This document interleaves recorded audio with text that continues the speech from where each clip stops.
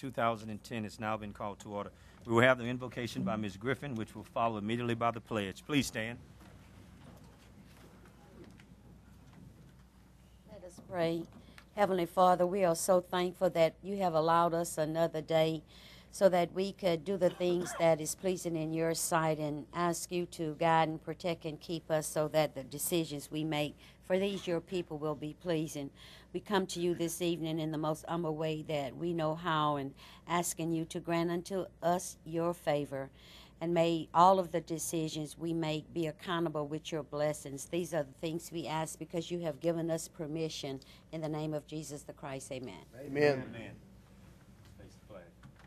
I pledge allegiance to the flag of the United States of America and to the republic for which it stands, one nation, under God, indivisible, with liberty and justice for all.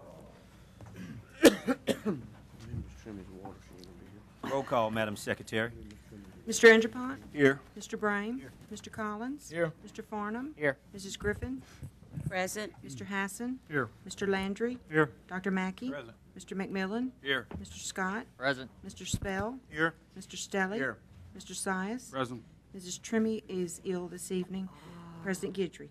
Thank you, Madam Secretary. We want to welcome everyone here tonight for this special meeting, and we would ask that if there's anyone here tonight that has a cell phone or a pager, we would ask that you would put that device to silence, please, so that we can conduct our meeting in an orderly fashion. And if there's anyone that needs to speak on any of the items, we would ask that you would fill out one of the blue forms that's in the rear of the room and either bring that to the front of the room to Ms. Jessica, to where she can pass that to us so that we can make sure that you're heard on that item. And again, I just want to welcome everyone for being here tonight. And with that, we'll begin. At this time, I want to recognize Mr. Roland D'Ortez. He's going to come and speak with us on a few items. I would ask that Mr. Roland D'Ortez please state his name and position with the state and address, please. Thank you, Mr. President. Roland D'Ortez, State Director of the Louisiana Police Jury Association. First, I want to thank Calcasieu Parish again. For those of you who don't realize, we just had 1,000 folks in y'all's town back in February, and you were the host of our annual convention, and we were very excited and all the things that we've done. I've been running the association since 1997, and we've never had a convention here, and you guys all went out with Sandy Trimmy as our president, and you got Francis on our state executive board. We appreciate their leadership. But I got to tell you, we're planning the 2011 convention for Shreveport, and we're also planning a 2012 convention down in home of Terrebonne. And everybody, the first question at every meeting, just tell us what Calcasieu did. So that's what they want to do. So we appreciate everything you guys did. I just want to talk a little bit about, we got a constitutional amendment on the ballot on November 2nd. It's Constitutional Amendment number 2. Let me tell you why it's important for Calcasieu Parish. Calcasieu Parish is known as what they call a donor parish, meaning you guys send to the state more than you receive in your severance tax. The way the Constitution of Louisiana is set up is that the state gets 80% of the severance tax of oil and gas from individual parishes, and the parish from where it came from is supposed to get 20. However, there's a cap per parish of only $907,000. So, for example, in 2009, instead of an 80-20 split, the state got 95% of the severance tax money in the state, and the locals got 5%. Calcasieu alone generated over $28 million in oil and gas severance tax paid by the private companies who sever these oil and gas from the natural resources of our state. So instead of 20% of that money, Calcasieu Parish got a little over $907,000 due to the current cap of $850,000 plus the consumer price index. So that means that the $28.3 million generated in this parish alone, the state got exactly $27 million, and this parish got just a little over $907,000. What this amendment is attempted to accomplish is twofold. One, the same argument that our Louisiana congressional delegation brought to the nation's capital years ago on a fair share of offshore royalties coming back to the state that gives those royalties.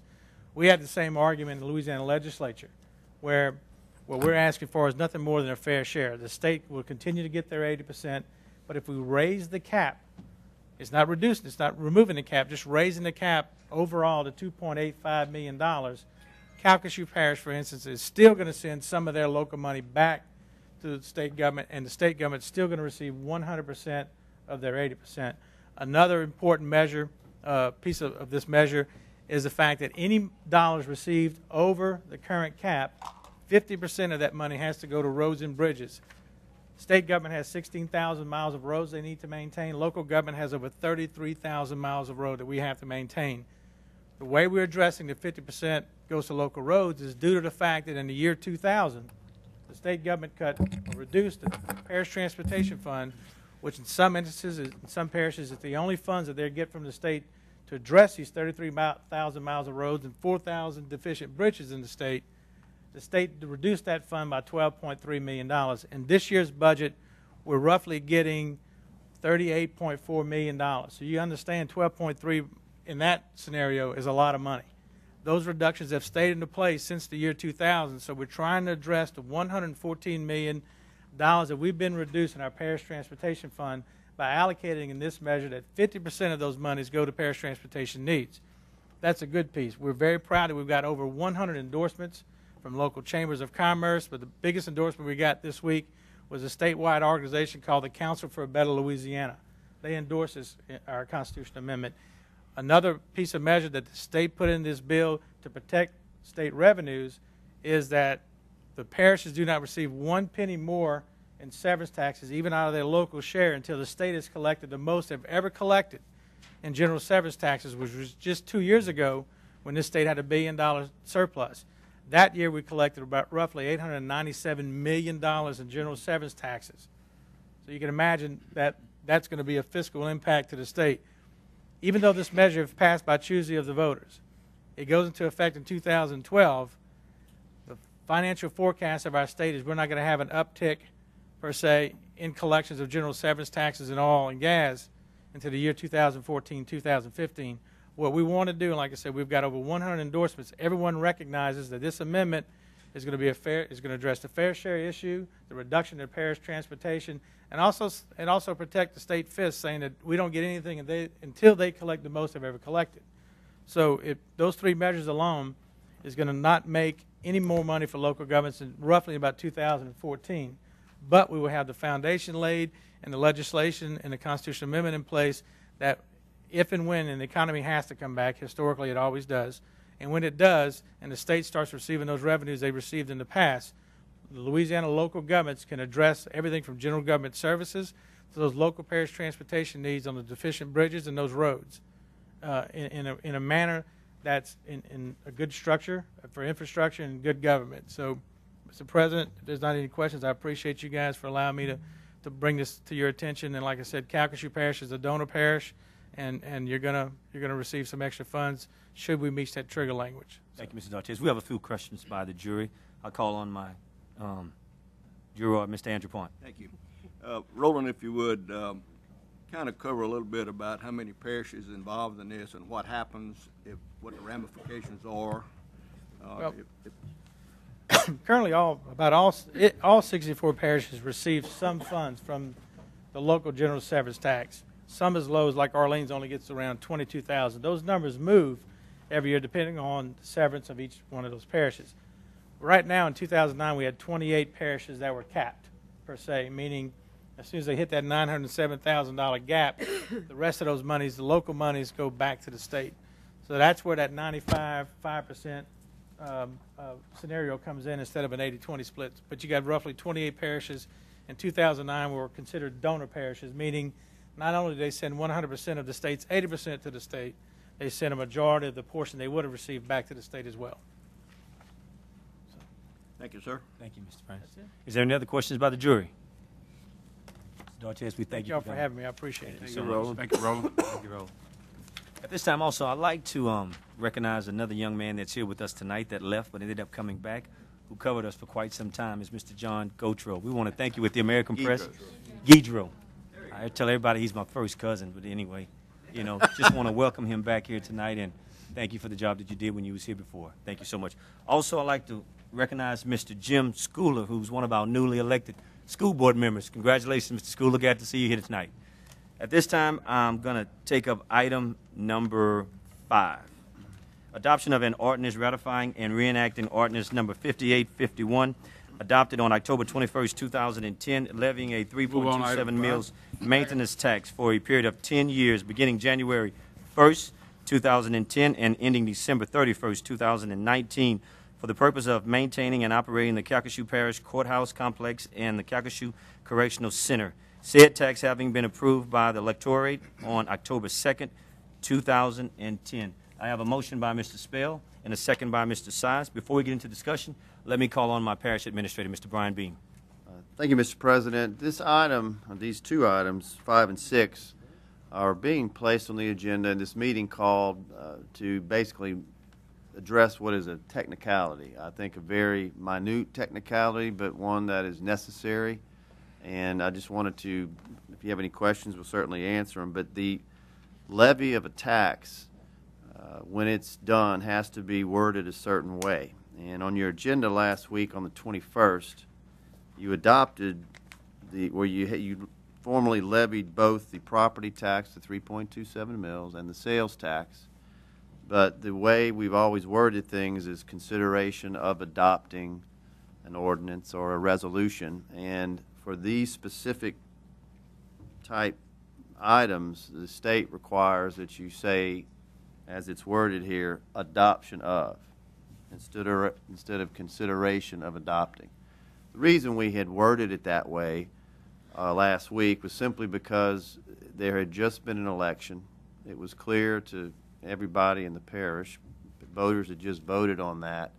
It was not a public notice thing where people didn't know about the tax. But just long story short, it needs to be worded just like the wording that was used back in July when you levied the other taxes. So it was it's minor wording in terms of the actual change, but it's important, and we wanted to have you ratify and reenact the same thing you did last week, and it makes it all align the way it needs to be with the Secretary of State's office and any other agencies that apply. So there's really no content change whatsoever, but I'll try to explain this if I didn't do a very good job if you have any questions. And 5 and 6 are the same thing. We're just doing it for both taxes. Thank you, Mr. Beam. Is there any discussion by the jury?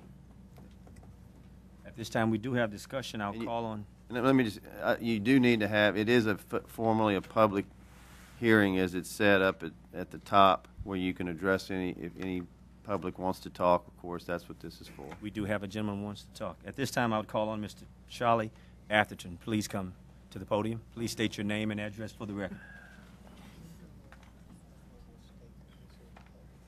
Good evening, Charlie Atherton, 122 Vine Street, and also had the question whether some of your, I'm here just to address a couple of technicalities, not to kill your evening. It says notice of a public meeting, but sometimes technically the law requires that you call a public hearing. A public hearing has a lot of legal meanings to it that a public meeting doesn't. So I'm not sure whether this exact action you're taking out on the next item requires a public hearing or not. I don't recall. But I wanted to also just address a technicality and go on record just simply to preserve the public's right or my right or anybody else's that would wish to challenge it to officially oppose the levying of this tax, because there's a lot of people that feel like this was you didn't have the authority to call this election to start with according to the law. So I'm just simply here to say officially I'm objecting to you levying a tax because I don't think you had the legal authority to call for the election. And that's it. Thank you. Thank you, Mr. Anthony. I'll call on Mr. Beam at this time. Mr. Beam. I wanted to address Charlie's first point about the hearing or meeting. Ms. Smith got with the state to get verbatim what we needed to make it appropriate because we didn't want to take any chances on what is a very, very, again, I think it's shades of, razor thin hairs, whatever you want to call it, that needed to be done. So we got, it's worded the way it needs to be worded according to the state, not us. As far as the other one, it's perfectly legal what was done, and if you have any questions on how that was done, Mr. Smith or I can answer that, but that's just an incorrect assertion. Thank you, Mr. Beam. And I'll ask again, is there anyone in the audience here tonight that would like to speak on this item, item number 5? Is there any other questions by the jury? Any discussion? Any objection? Hearing none. Item number 5 passes. Item number 6, adoption of an Move to ordinance ratify. ratifying and Second. reenacting ordinance number 5852, adopted on October 21st, 2010, levying a 1.5 cent sales and use tax for a period of 10 years, beginning January 1st, 2011, and ending December 31st, 2020, to be dedicated and used to continue improving and maintaining parish roads and arterial and rural transportation routes and systems, public utilities, and solid waste collections and disposal, and authority to fund proceeds to the tax into bonds for such purposes, said sales tax having been approved by the electorate on October 2nd, 2010. I have a motion by Mr. Andrepont and a second by Mr. Landry. At this time, I'll call again on my parish administrator, Mr. Brian Beam. Actually, I don't have anything to add on this one unless you have a question. It's the same thing. It's just it's the second tax. Is there any discussion by the jury on item number 6? At this time, I will call on Mr. Charles Atherton.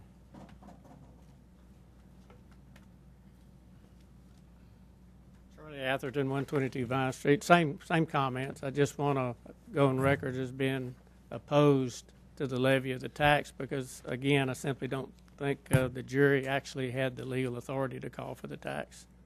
Thank you for your time. Thank you, Mr. Atherton. Is there any discussion by the jury? Any objection? Hearing none. Item number 6 passes. Move to adjourn. I ask for a Mr. motion by President. Mr. Hassan and a President. second. Can I just add in one bit of information? I apologize Mr. for Beam. interrupting. While we're just finishing this meeting, I wanted to bring it to everybody's attention that President Guidry signed an extension to the burn ban that's been in place. It's actually on your agenda for next week to ratify, but the dry weather and low humidity have really necessitated that happen. And Mr. Grimion notified me, many of you may know this already, there has been some fires up in DeQuincy in that area. It's really critical that people adhere to that, and that has been signed. We faxed that out to you today. Jessica sent it to you, but that is being extended another 30 days. So I wanted to just make you all aware of that. Thank you, Mr. Beam. At this time, we're now adjourned.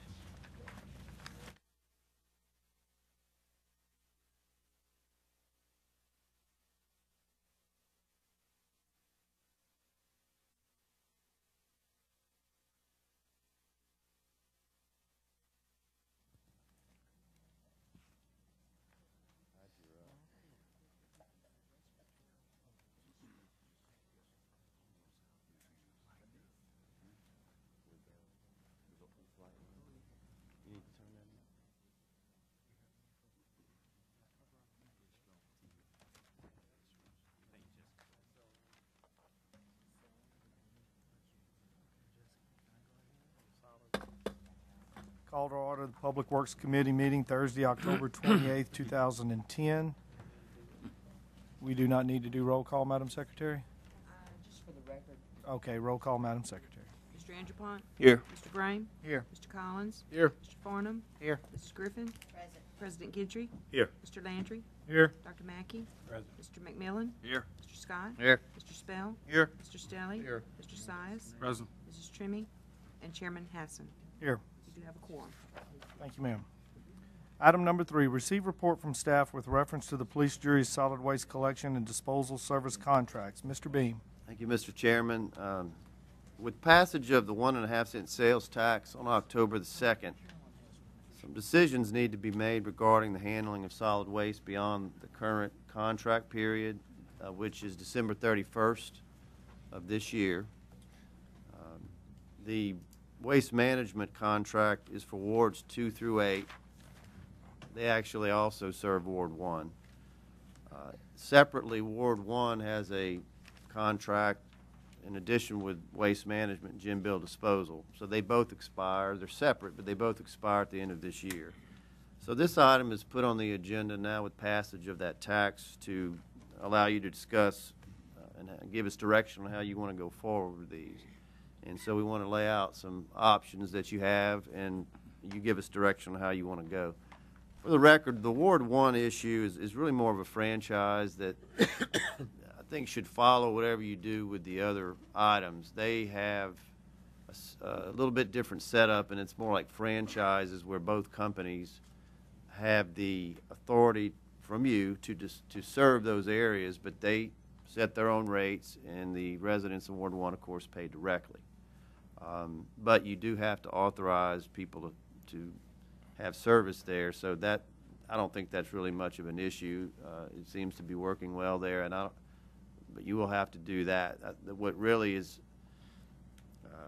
more of a bigger issue for the rest of the parish is what you do in Wards 2 through 8 and how you go forward. Let me just take this opportunity to give a little background and review the law on how solid waste works as far as what your options are. This is a service, and so state law does not require you to bid it out through RFP or any other way you do it. You can choose, any government entity can choose to do that through awarding of a contract at a negotiated rate and terms. Just a legal information. The maximum term of any contract is 10 years, but that's the contract period, not how often you have to bid. It's just you can't have a contract for longer than that. We've never had a contract for that long. I think the longest has been 5 years with option to renew for 5. But that's the way the state law is written. So what are your options for going forward here? Well, the key is we have to have some provision beyond December 31st so people can get their trash picked up. But you have a few options at your disposal. One, you can extend the current contract, as I said, for a period of up to 10 years, any period you want, and you would negotiate the rates and other terms of the contract just like you would any other service that's allowed by law. You can go through an RFP process if you would choose to do that, to select a provider through a process that would have criteria that would be agreed on by you, sent out, brought back, evaluated, and recommendation made, and you decide on that. Either way you go, we are going to need time beyond December of this year to complete that process. And so we have to put something in place. Don't have to do that tonight, but you have to do it before the end of the year. We really don't want to wait till the last minute on that. Knowing that tight timeline with the October election, we knew this was going to be a challenge, even in the best of circumstances. The good news is it passed, the tax. But in going forward, our current provider is Waste Management, and so in looking at options, we needed to find out, well, what could we do if, in providing service, what are our options? And at our request, we asked them to give us a quote. This was I think late September, as to what it would cost to extend the current contract for a year,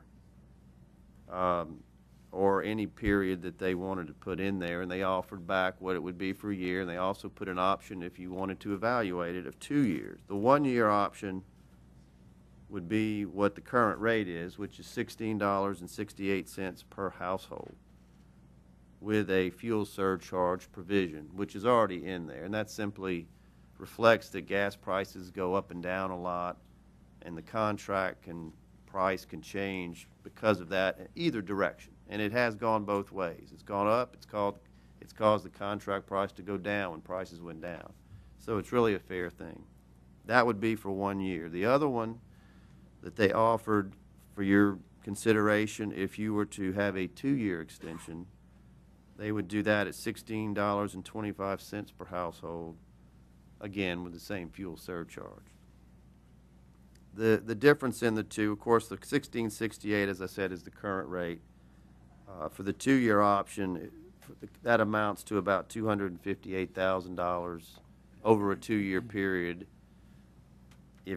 if that $16.25 were chosen for 2 years, as a matter of information.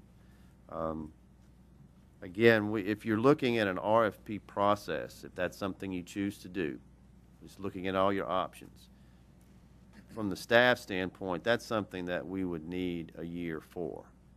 That includes time for you to develop, for us to develop a draft, for you to decide what that RFP would have in it for standards and criteria, go out for the selection process, evaluate them, get a contract signed, probably a 3 to 4 month transition period once you awarded a contract. So any way you look at it, give or take a little time, that's the kind of time you would need if you went through that process. But you really do have a lot of options at your disposal as far as what is allowed legally. It's more of a policy issue. So that sort of lays out the options as we see it in presenting it to you, and we just need your guidance on how you want to go from here. I think either way you go, or any direction you go, it's important at some point, whether it's, you know, in a year or 2 years or whatever time period, that we set a direction for something a little longer than that period, so we have a little stability. This is something, in my opinion, as a recommendation, you don't want to be revisiting every year, every 2 years. Certainly now is a time to, you know, step back and look at what you want to do. I'm just looking at the long term. The way we originally did this in '92, when it was first started, was a 5-year term with a 5-year renewal, and I think that's a good plan, however you go forward. But for the time being, you're in sort of this interim period where you have to just provide service for a while, and that's the key thing we want to present to you tonight. So with that, I'll just open it up and try to answer any questions that you may have. Thank you, Mr. Beam. Mr. Andrepont. Thank you, Mr. Chairman. Obviously, tonight we can't take action because it's committee night. Action will be taken on November the 4th. That being said, I think the people of Districts 2 and 8 have spoken. They want us to go into contract to have their solid waste picked up. To kind of echo what Brian said, and I think this is a no-brainer to some extent, 1-year option is $16.68, and all this is predicated on approximately 25,000 homes. A 2-year option is $16.25. Difference of $258,000. Now, in all the years that I've been here, not only this jury, but in juries past, I've always heard we have to be good stewards of taxpayers' funds. Well, if that's the case, I see no way that we can go other than give a 2-year contract to the existing handler of the waste. That's my position. I speak only for myself. But if we're going to be good stewards of taxpayers' funds, then I think we need to look hard at the difference between $16.68 and $16.25. Is that a motion, Mr. Andrepont? That's my statement. Is that just a statement or a motion? Well, I don't think we make a motion tonight. You have the ability to make, as you always do, a committee recommendation. You don't have to. You can wait and just make a decision next week or sometime after, but you can make a committee recommendation. Well, if I can, not to interrupt you, but if I can, I would like to put that on the form of a motion on the floor to go with the 2-year proposal. Second. We have a motion and a second. We do have some other discussion. Mr. Brame? Thank you, Mr. Chairman. As far as being good stewards of taxpayers' money, I think that we don't have a choice but to put it out for bid, put RFPs out there. I don't know, you know, I've been, as long as I've been on the jury, Allied Waste, I haven't had anything but great help from them. When I need them, they do what I need to do. But to be good stewards of taxpayers' money, we have to put it, yeah. Waste management. Waste man, what'd I say? Allied Waste. Oh, waste management, I'm sorry, guys. I just think it needs to be, we need to put the RFPs out there. And I'm in support of the 1 year. Actually, I'd like to see it be a 6-month, but I know that the time getting that done will be hard to do. It may come back to where we're going to actually be saving money, but we need to know that, and that's just my stance on it. So thank you, Mr. Chairman. Thank you. Mr. Landry. Thank you, Mr. Chairman. I'm also all about saving money. And if it was as simple as to add the difference between the 1668 and the 1625 and multiply that times however many households, and yep, we're going to save $250,000. It's not that simple, because what you don't know is what those bids are going to come in at. They may be $10. I mean, I'm sure they won't be, but they could be. They may be $16.10. So you can't say we're going to save $250,000 when you don't know what those other bids are going to be. All you know is for sure, if you go with the current vendor, you're going to save $250,000. The current vendor that has been in place for, I think, 18 years. There's a point there of what's right and what's wrong, and what's right is to put it out for RFP and let these other folks bid on it. And whoever gets it, gets it. If they don't, they don't. They can try again in 5 years. I'm all for the 5 years. But you don't know the rest of the information. So there's no way we can sit here and say we're going to save $250,000. There's just no way. I mean, I guess we can, but I mean, personally, I don't agree with it. Another thing, yeah, you still got 2 months left in this year. So if you extend it 6 months, that's a total of 8 months, which is plenty enough time to get this done. The RFP is already written. It's been written for years. There's a couple of adjustments that need to be made in it, and the staff very much knows where those adjustments need to be and can make that recommendation. This could be done next week. That RFP could go out. It could be decided in less than 30 days. There's no use or no need for even a 1 year extension. Now, the current provider might not want to do a 6 month. I mean, that's possible, but you know, if they've had the business that long, we ought to at least get a price. How much is it going to cost for 6 months, and make that comparison to the year? And I mean, obviously, it would probably be more than the year. But to me, it's just a matter of doing the right thing. Thank you. Thank you, Mr. Landry.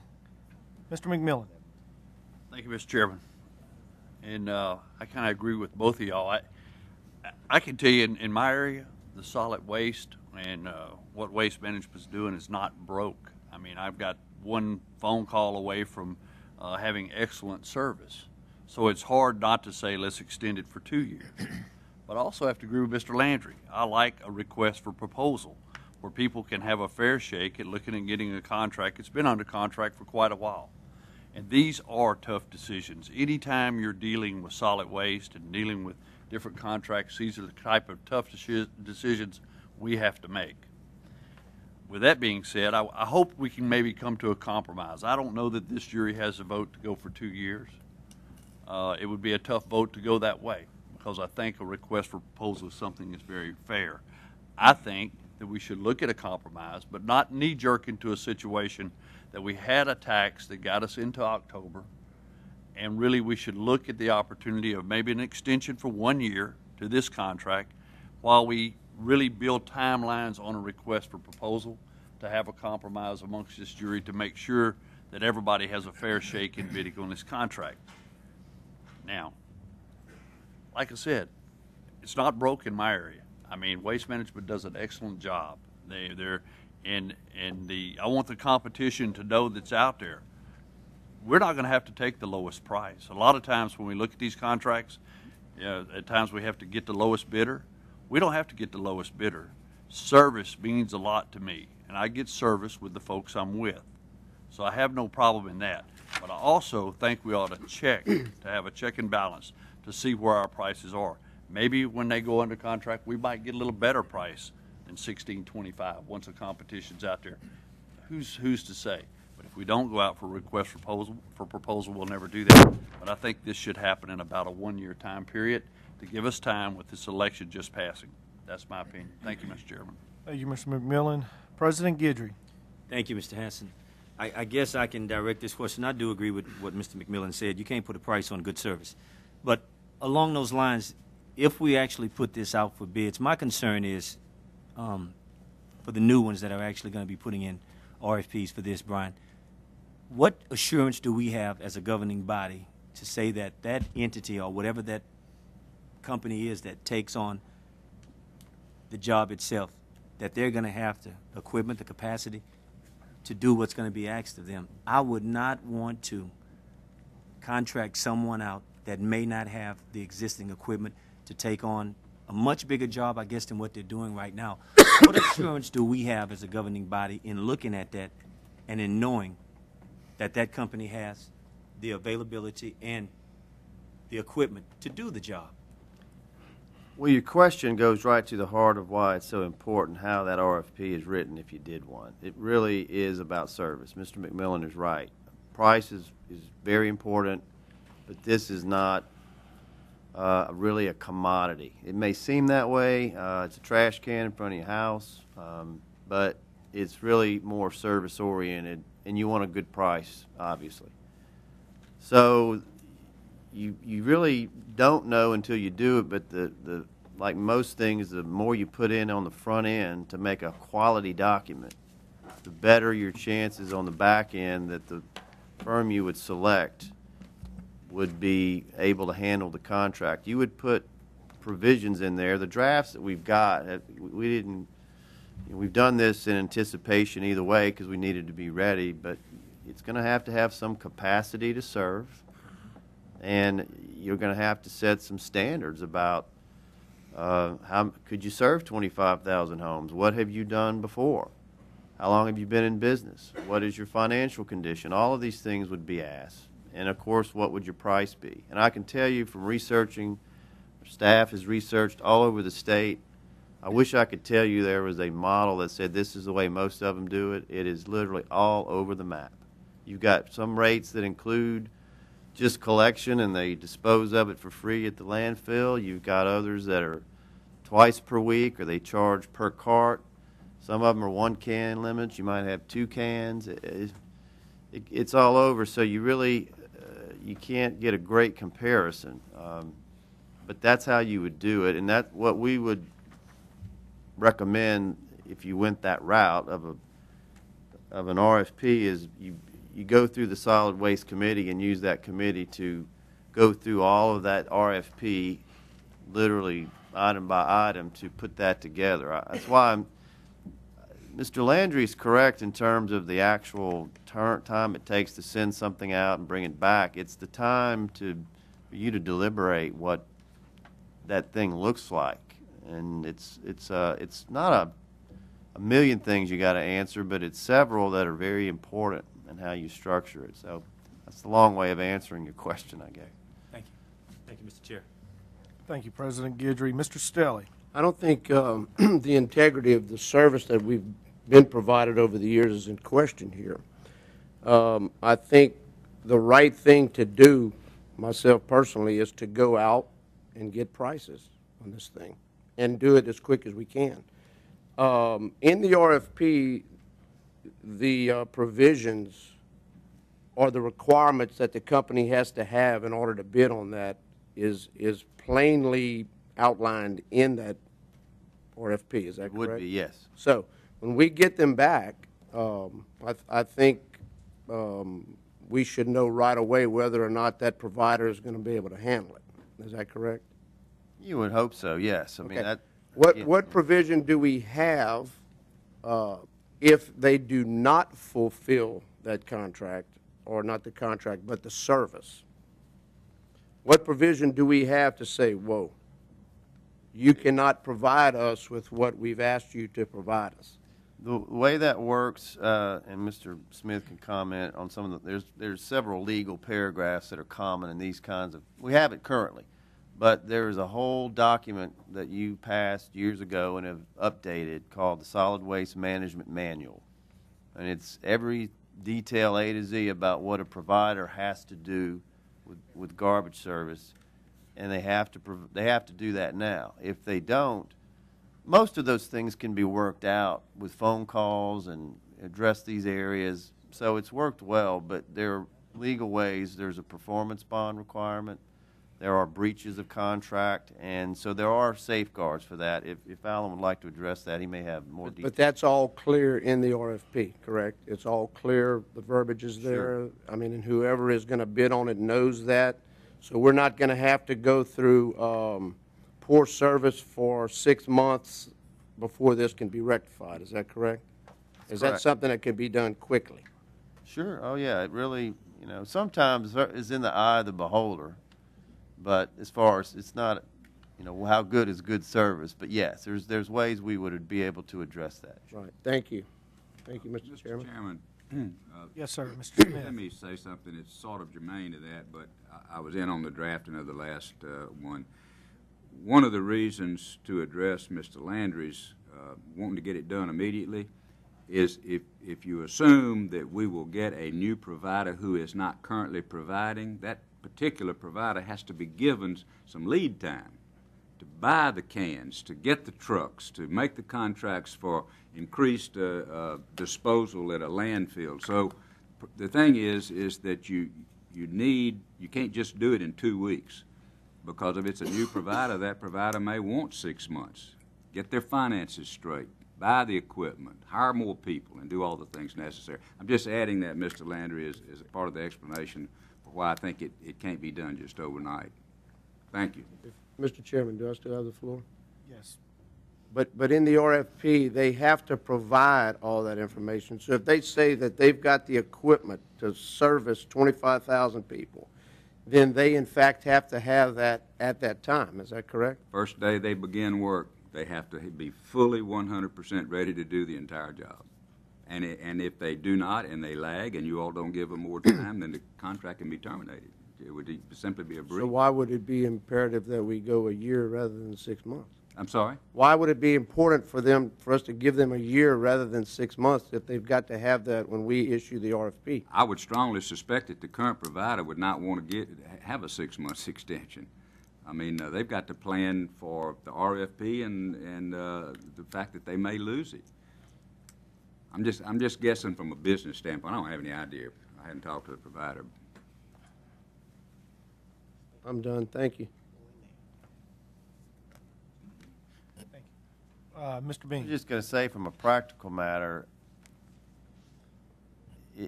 would it take a full year? I mean, give or take a couple of months, but I don't want you to underestimate the work you've got to do as a jury and as a committee that would recommend to you developing probably 2, maybe 3 meetings to work through some of these the criteria for the RFP. That's really why we built it in a year is really not going to seem as long as it is. So it's not so much about giving them time, it's all the time you have to take plus that. And if you talk to any of the providers that we've talked to several, they all land on anywhere between a minimum of 3 months and some of them 6 months, just once they're awarded the contract, if, as Mr. Smith said, they didn't have it already.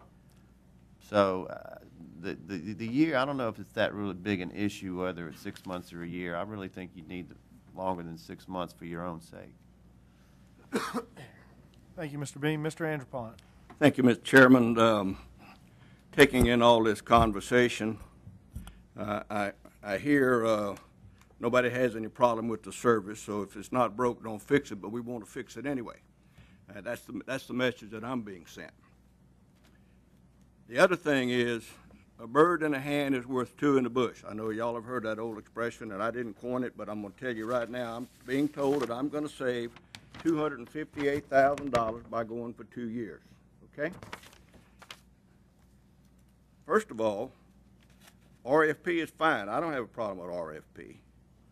But if I put an option on the table, $16.25, and my competitor's sitting out there, and he bid $16, and I can't do any better, knowing full well that I'm in place already.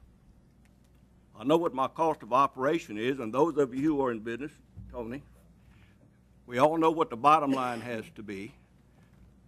They already know, and I don't think that Waste Management would have submitted cost here if they didn't know readily, first-handedly, what the cost of operation is. So that being said, whatever the majority decides I'm going to live with, it doesn't make a whole lot of difference to me one way or the other, but I'm just trying to use a little common sense here, put it on the table. We all say the service is great, but we got to go out for a better price, and that's exactly what you said, or attempt to get a better price. I'm through. Thank you, Mr. Andrepont. Mr. Spell. Thank you, Mr. Chairman. question that might be to Mr. Beamer, Mr. Smith. On our bonding capacity that's in the contract, that is one of the requirements, that the company has to be bonded.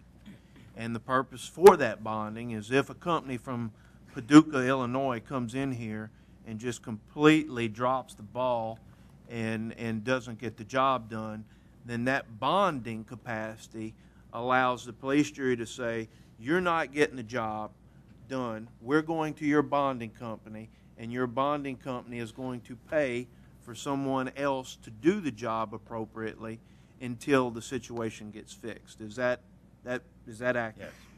Okay. That's what a bond's for. In that bonding capacity, does that bonding capacity account for any increased cost associated with somebody at the snap of a finger having to come in and take care of it on a moment's notice? Yes. In other words, a company that we call and say, hey, we're in a bind, we need you to come pick up the slack. Well, they're not necessarily going to charge the contract rate. Does that bonding capacity account for that? Yes. Okay. So as far as the question about whether a new provider would provide good service or not, what protections do we have? In my opinion, the bonding capacity required provides protection if the service or the new provider that may or may not come in, it provides protection for that. Is that an accurate? You want me to answer that? Yeah. The answer is on paper, yes. Now, Paducah, Kentucky comes in here and bids it, and they fail miserably. You got the money, and the bond provides for damages and so on. But where are you going to find somebody can come in and take over the whole thing tomorrow? What you risk, of course, is a lapse in being able to serve the citizens of the parish. We'll get the money. We might be able to get a replacement. But I don't know that you have that many people floating around that, have the capacity to do that. That's my answer, and I hope it's satisfactory. The money's there. The question is putting it all in place. Okay. Thank you, Mr. Chairman. Thank you, Mr. Spill. Mr. Landry. Thank you, Mr. Chairman. Just to clear up something earlier, I never said overnight. I know it doesn't happen overnight. We're talking about 8 months. We still have 2 months left in this year, not a couple of weeks. I know it ain't going to happen that quick.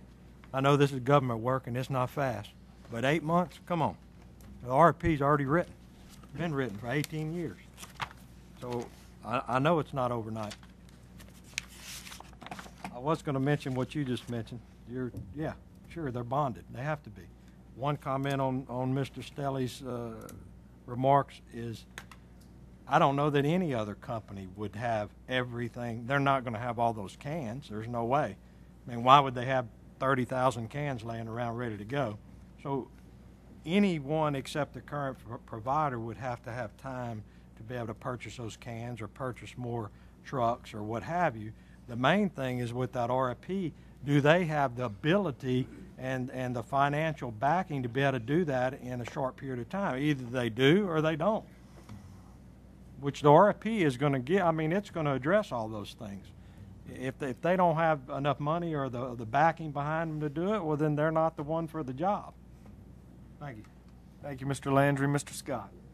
Yeah, on the bonding issue, agree with Mr. Smith. Yeah, it's great, but one day trash don't get picked up, people hit the roof. So 3 weeks, 4 weeks, 5 weeks, we're trying to figure out.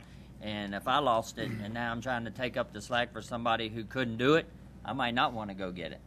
So, I mean, I'm just saying I know it's bonded for a reason, and that's great.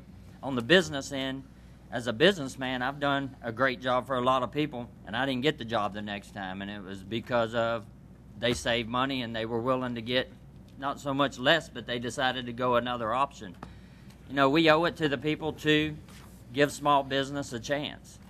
I agree with Waste Management. They do a great job in my district. I also hear that some of the other providers, Jim Bill and them, do great where they're doing it. So I don't think it's an issue of is it just good enough and so we ought to keep it. But I do know we need to go out for bids. So I'm going to put another motion on the floor, and I'm going to say that we extend it for 1 year, but April 31st we have to have went out for RFPs by June 31st, we'll award a contract, and by January 1 of 2012, they will begin to operate. That gives them 180 days, whatever company wins, to be fully prepared, because I believe that we have a lot to discuss as far as how many trash cans, what kind of trash are you going to pick up? Is your trash going to Jeff Davis to be dumped, or is it going to Texas to be dumped? So I think just this conversation alone tells us we have a lot to discuss on behalf of our constituents. So that would be my motion. Thank you, Mr. Chairman. Point Mr. of Scott. order, Mr. Chairman. We have a motion on the floor. Yes, sir, I know. Okay. Mr. Scott, I'll entertain your motion after we've acted on this one. Ms. Griffin. Thank you, Mr. Chairman.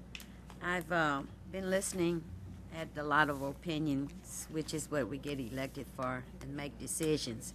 I could tell you one thing, with my constituents, I haven't had a problem with waste management and their services, and I'm very pleased with that. And I do agree with Mr. Andrepont with saving the taxpayers over $200,000, $258 to be exact. However, if it is the results from the jury that we do a one-year contract, I would agree with that. But I do not agree with a contract that's under a year, because I think we need time for that. And one of my biggest concerns would be that if we do the RFVP and reach out of state, I am not going to feel good about bringing companies in to take money out of this parish. So that's one of my biggest concerns that I have also. I've always been a supporter of the people of this community, and I wanted to stay in this community. And if we do an RFVP and someone comes in from upstate, then I'm not going to like taking food off the table. That's my opinion. That's why I'm elected. But I do wish we would consider all of these things, and I agree with Mr. Scott that this is not going to happen overnight. I referred back to the committee that will be serving, committee members that will be serving on that committee, and I would just suggest that we start, as soon as possible, and with Mr. Smith helping us. But not only that, but we must take into consideration the standards that we're going to be dealing with also. So it's going to be interesting. I regret that it's happening this way, because I have a lot of confidence because of what my constituents report to me. I yield the floor. Thank you. Thank you, Ms. Griffin. Mr. Stelly. Just for clarification about what Chris mentioned a while ago, is for the RFP, I didn't think the new provider would have the 25,000 cans, but the financial capabilities of having it. So just for clarification. Thank you. Thank you, Mr. Stelly. Mr. Brain. Thank you, Mr. Chairman. Brian, RFPs, who would they go to? Do we have a list? Is there 6 companies, 5 companies? We've had companies that have expressed interest in this. I think 4 or 5 probably.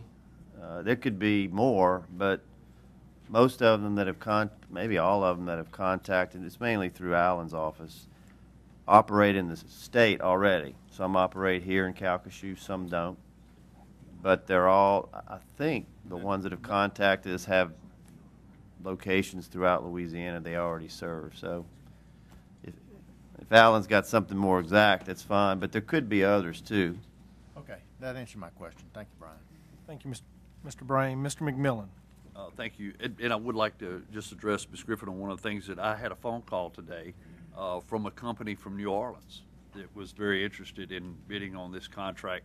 I, too, would like to see our local providers keep this locally right here on this RFP, but so much as you were saying from out of state. But I know there is someone interested from another parish to try to come in and bid on this contract. Once more, I want to reiterate that I think the possibility of what I heard from Mr. Scott saying a while ago with the 1 year would be something that would be fair across the border, because it would give us an opportunity to extend that contract, to have a little time to look at all these different things we have to look at. I want to make sure that our next provider, too, understands that Waste Management has furnished most of our households in Calcasieu Parish with 2 trash cans.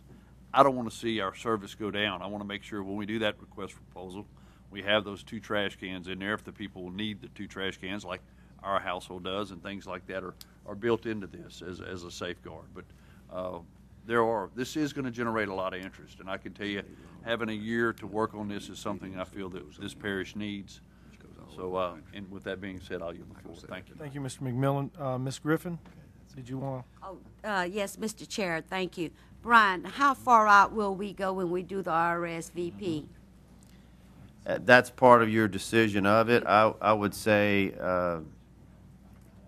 I think a 5-year term with a renewal is a good rule of thumb, but some have said do it more often, like 3 years. I don't know that anything's been more than 5 with an option, but Okay.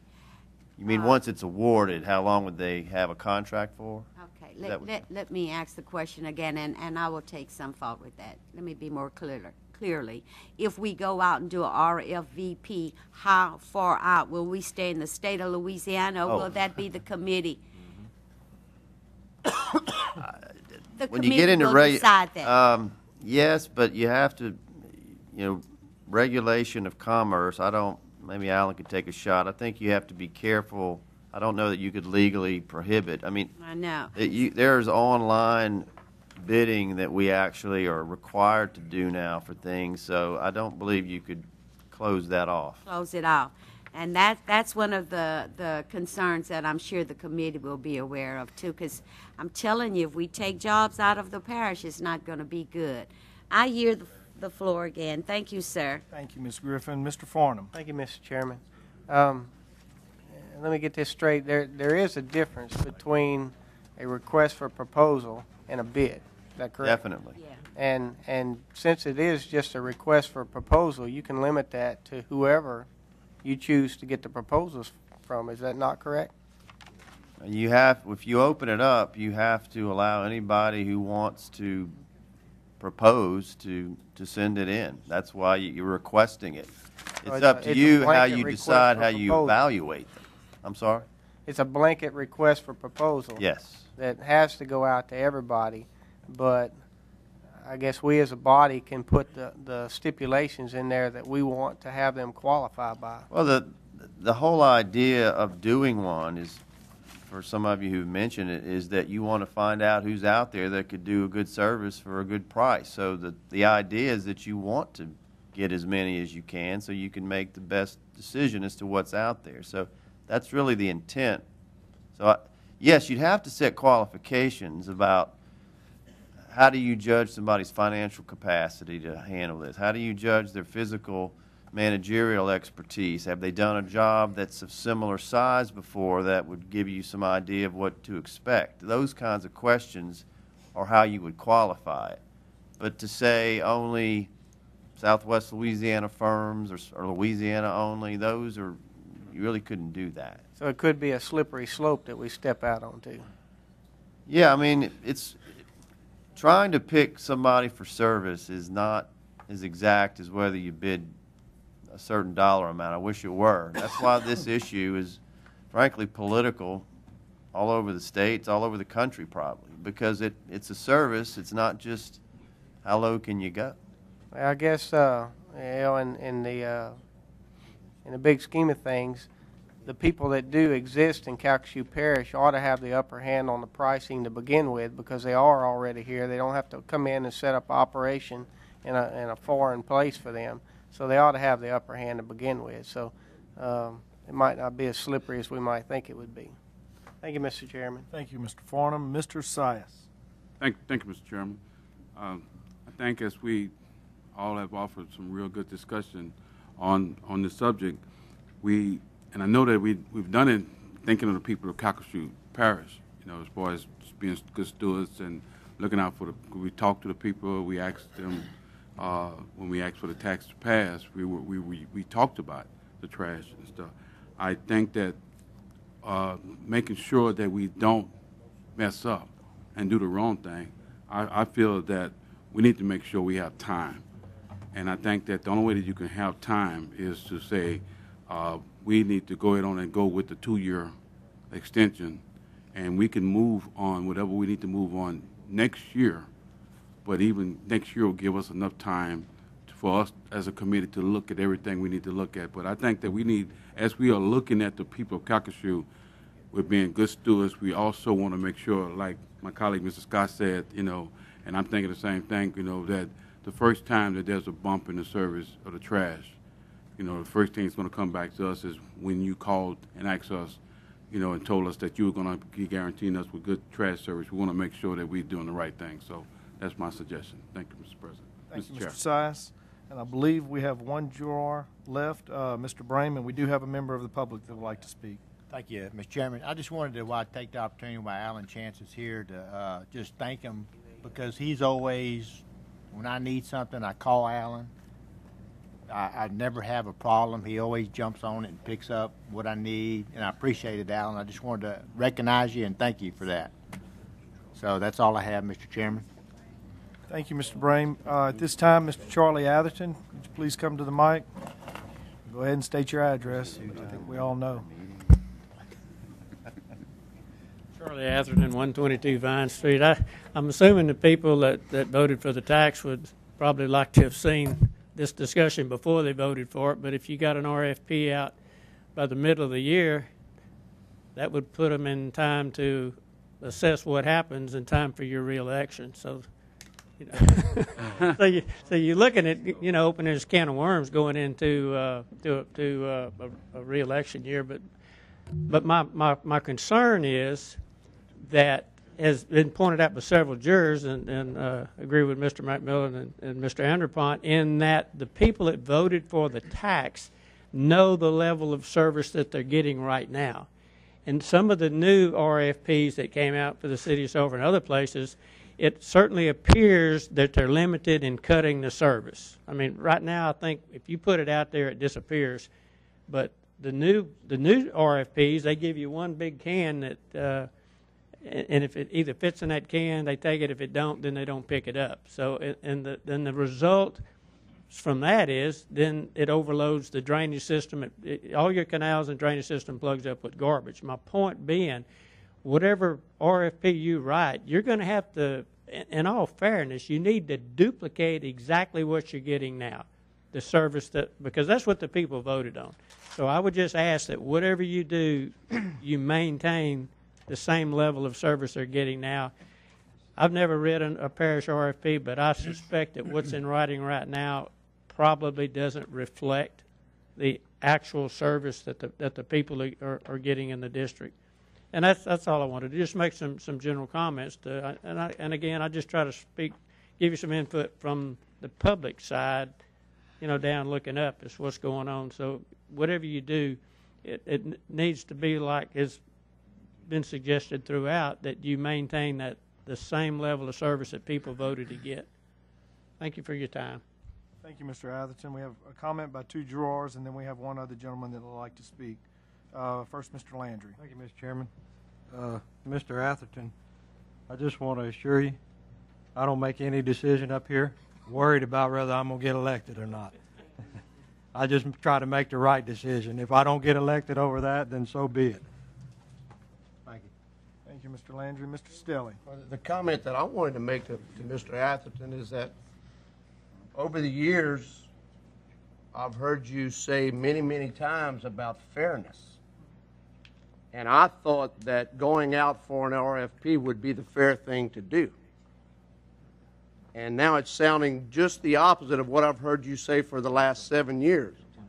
To make sure that we do what's fair for the taxpayer. Come to the mic. Come to the mic, please. Since the comment was directed directly at you, I'll give you the floor, Mr. Atherton. No, sir. I'm just saying that the people that voted for the tax, which is a good tax, because I was the original PAC that helped pass it, is the fact that people voted on a level of service. And like Mr. Beam pointed out, when you go to reducing or duplicating the service you have now to paper that's enforceable, like Mr. Smith says, that's a real difficult task than a can of worms. But the people expect that same level of service. So my point is, be sure that that your RFP, when you go out, duplicates that same level of service. I think that's what the RFP is for. And again, we're not questioning anybody's service here.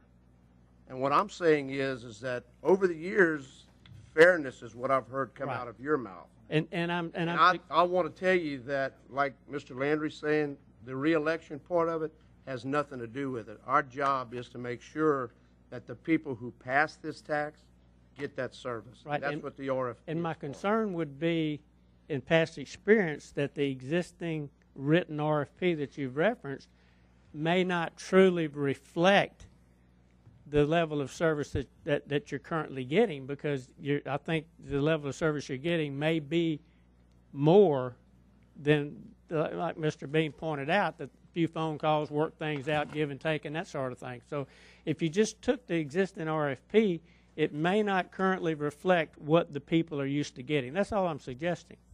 But there's provisions out there to protect the taxpayers. Okay. Yes, Thank you, Mr. sir. Stelly. Thank you, Mr. Atherton. I have another gentleman that would like to speak. Mr. Jensen, please state your name and address for the record. Randy Jensen, 100 West Virtue, Chalmette, Louisiana. I'm with SDT Services International. I guess the first thing I would say or like to say is thanks for allowing me to speak. Second, it's going to be very difficult, obviously.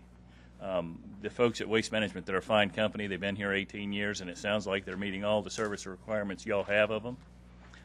But I, for one, can guarantee you there are companies out there looking forward to showing that they can meet those challenges. We're one of them.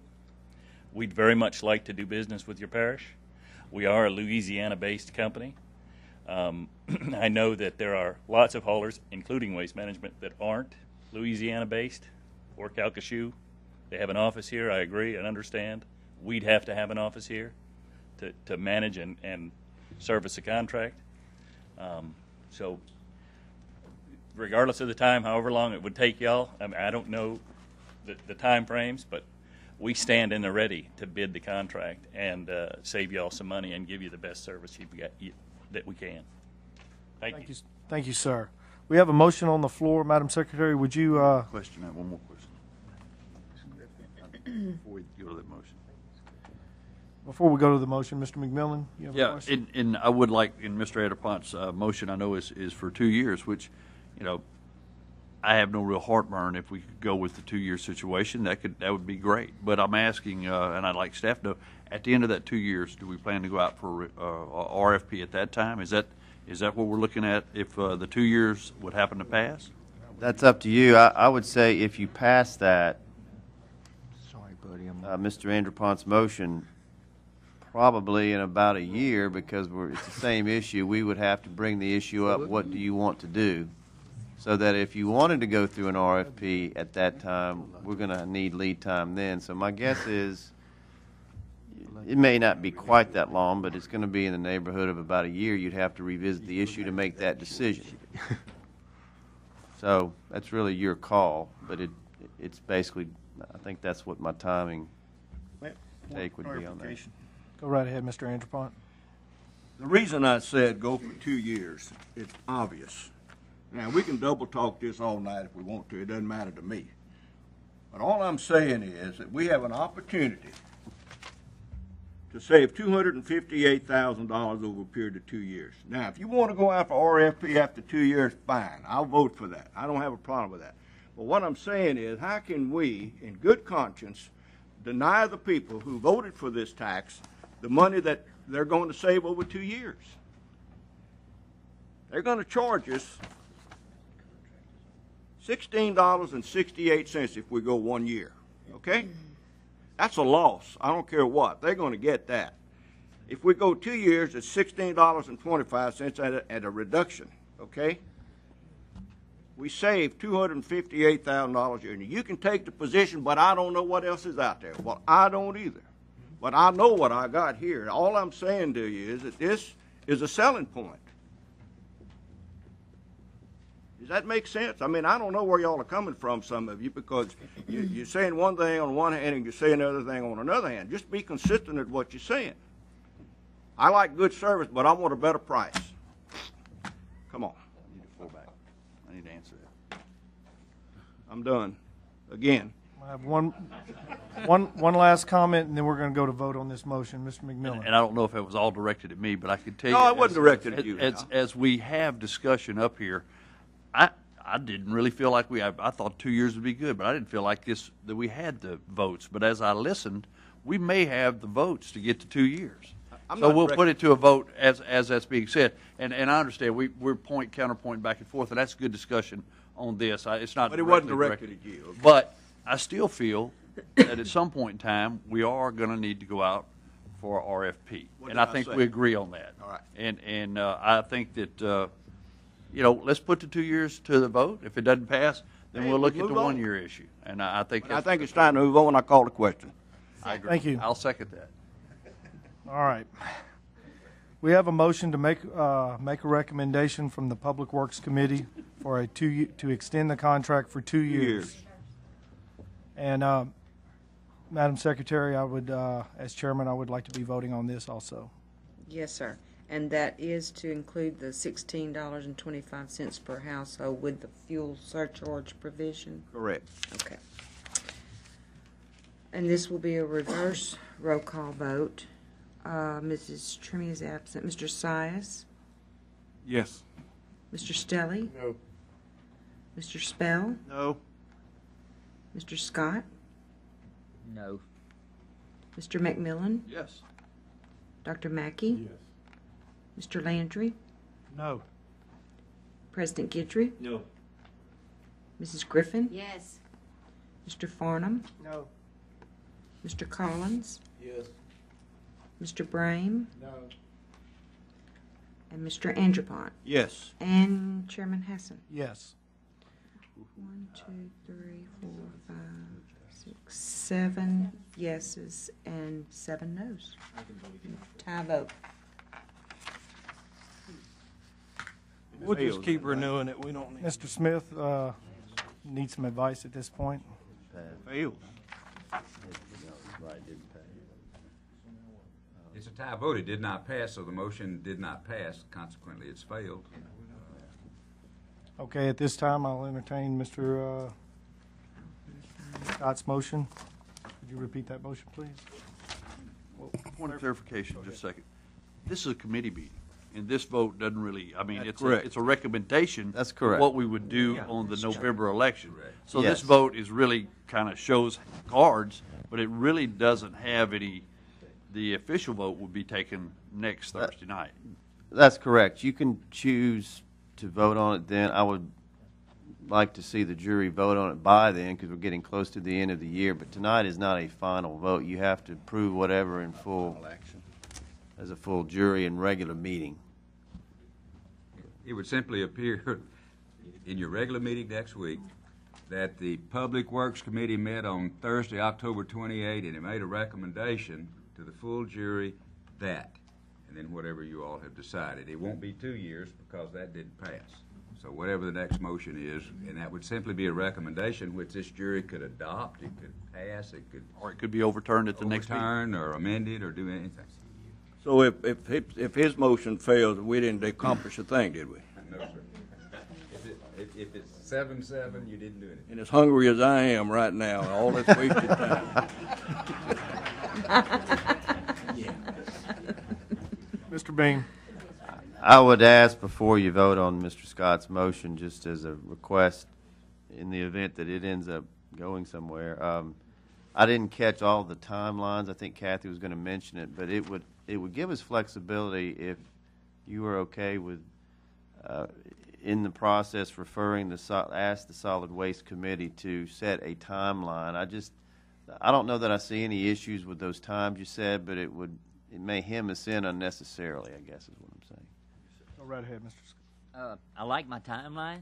Well, it's only up to you. Because It's up it to you. gives us 6 months to meet that RFP timeline. If we can't meet as a committee, April 31st would be the date we release the RFP, and then June 31st we'd award it, and then that gives them 6 months to be ready to start the first day of 2012. We're going to be June 30th. June 30th, yeah. So, but that gives the Solid Waste Committee right now 6 months to prepare for that RFP. I think that should. It doesn't change the start date. It just gives us more flexibility if we need a little more time for you to decide or maybe more time for them. It's okay if you want to do that. We'll meet the whatever you set out. But it didn't change the end or start date, I guess is what I was saying. But that's your motion. That's fine. I'd like to stick to the timeline because I voted the way I voted because I don't want the openness of it. I want some definites in what I'm doing in my motion. People know when and where we're stopping and where we're going. And that was the reason behind my timeline, that's all. And I'll second that motion. Question. Ms. Griffin. Minus, Mr. Chair, may I Yes. to Mr. Yes, Ms. Scott, Griffin. minus minus all of the months, I know you said 6 months or what is that, a year, 8 months? Give me just one number. How long is that? 1 year. 1 year. Thank you, sir. Thank you. Roll call, and I would like to vote on this one also. Oh, do we have any more discussion? I apologize. Okay. Do we have any objection? Yeah, we're going to roll call. Okay. I have an objection. I'm going to vote no. Well, then we'll start with you, Mr. Andrew Bond. Okay, but he really means yes. I can't be more clear than that. Algebra. His no means yes. No. Mr. Brame? Yes. Yes. Mr. Collins? No. Mr. Farnham? Yes. Mrs. Griffin? No. President Guidry? Yes. Mr. Landry? Yes. Dr. Mackey? No. Mr. McMillan? Yes. Mr. Scott? Yes. Mr. Spell? Yes. Mr. Stelly? Yes. Mr. Sias? No. And Chairman Hassan? No. I'd like to say something. I have 8 yeses and 6 noes, so the motion carried. I don't say something. That will be a recommendation to be Yes. voted on next week. Voted. We don't need to comment on why we voted the way we Wait a voted. second. I was on the floor. Pardon me? I'm sorry. Were you asking me something? Thought you were. I do want to make a comment. Comment by Mr. McMillan. Thank you. And once more, I want to reiterate that tonight's vote was just once more. Next week's vote, if there's a motion on the floor for 2 years and there's 15 jurors here, then the votes could absolutely change. I am not against a 2-year. If a yes, a 1 year, that's why on a yes vote for 1 year with a RFP is okay too. We'll see how that vote comes out next week in the real thing. So that's why I decided to go ahead and go with the yes. Thank you. Thank you, Mr. McMillan. Mr. Spell. Thank you, Mr. Chairman. I have just a request regarding the service in Ward 1. I would like the jurors from Ward 1 to maybe have a meeting scheduled with staff to go over the subscription service contract, just to make sure no one has any comments on the renewal of the contract for subscription service in Ward 1. I defer to my other colleagues in Ward 1, but if that's something, I don't know, maybe we can do next week or whatever's convenient for Mr. Collins, Ms. Trimmy, and my schedule. If we could set that up and go through that, I would appreciate it. Thank you, Mr. Chairman. Thank you. Moving on, item 4. I apologize. I did not recognize you. Mr. Brand. The gentleman that came up to the mic, if we could have him come up. I just have a question for him. Come up to the mic, please. I was just curious, sir, you have a company that may want to do the RFP. Yes, sir. How long will it take you to get an RFP together? To get an RFP? Yeah. Mean, and to get a bid, I mean. Well, obviously, post-Katrina, it took us a week. We'd like to see 90 days. I mean, 90 days we can get the equipment. But we've started contracts in 48 hours. Okay. That's what I wanted to know. Thank you. Thank you, Mr. Thank Brown. you, Mr. Chairman. I'm done. Item number 4, consideration of making a recommendation Move on with reference to forward. adopting an ordinance authorizing a franchise between the police jury and Jeff Davis Electric Cooperative Incorporated for a period of 15 years for public utility service for residents of Calcasieu Parish. I have a motion and a second. Any discussion? Any objection? Hearing none, motion carries. Item number 5, consideration of making a recommendation with reference to accepting Calcasieu Parish project number 2010-03, overlaying and new construction of various roads in Calcasieu Parish as substantially complete. I have a motion and a second. Any discussion? Any objection? Hearing none, motion carries. Item number 6, consideration of making a recommendation with reference to accepting Calcasieu Parish project number 2010-04, overlaying of various roads in Calcasieu Parish as substantially complete. We have a motion and a second. We have a motion and a second. Any discussion? Any objection? Hearing none, motion carries. Item number 7, Move on, consideration 7. of making a recommendation with reference to adopting an ordinance establishing no-through trucks on Elm Street, Ash Street, and Harvest Drive in Ward 4. Have a motion by Mr. Farnham, second Mr. Scott. by Mr. Scott.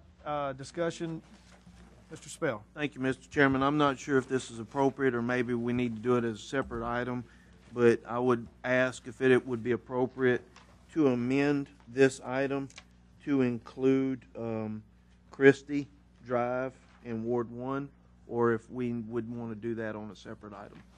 Does it I would think, may I go right ahead?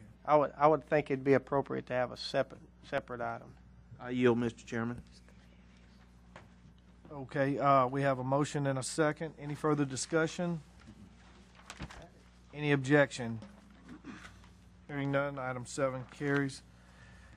Item number 8, consideration of making a recommendation with reference to adopting an ordinance establishing no parking on Goodman Lane in Ward 3. Motion by Mr. Collins, second by Mr. Landry. Any discussion? Any objection? Hearing none, motion carries. Number 9, consideration of making a recommendation with reference to adopting a resolution authorizing the Director of the Division of on 9. Planning and Development to file with the Calcasieu Parish Clerk of Court the Renoir Acres Part 2 subdivision plat of survey located on South Douglas Parkway in Section 11, Township 10 South, Range 10 West, in Ward 4, Calcasieu Parish. Motion by Mr. Farnham, second by Mr. Scott. Any discussion? Any objection? Hearing none, item number 9 carries. Do we have any other matters for consideration? Mr. Spell. Thank you, Mr. Chairman. With the approval of my colleagues, I would like to add a no-through truck sign on Christie Drive in Ward 1. Second that. Thank you. Mr. Beam, we don't have to suspend the rules for this on a committee. No, do we? no. Okay. It's We have a motion by Mr. Spell and a second by Mr. Farnham. Any discussion? Any objection? Hearing none, motion carries. I'll entertain a motion to adjourn. So moved. So move. Motion and second.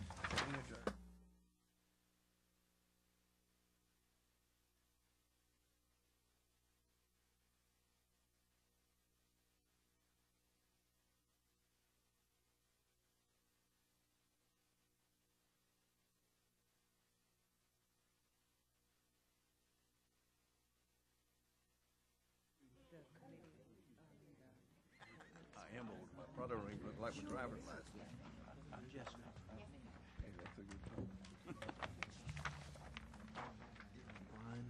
That I did discuss it with Tim, and I specifically I had issues.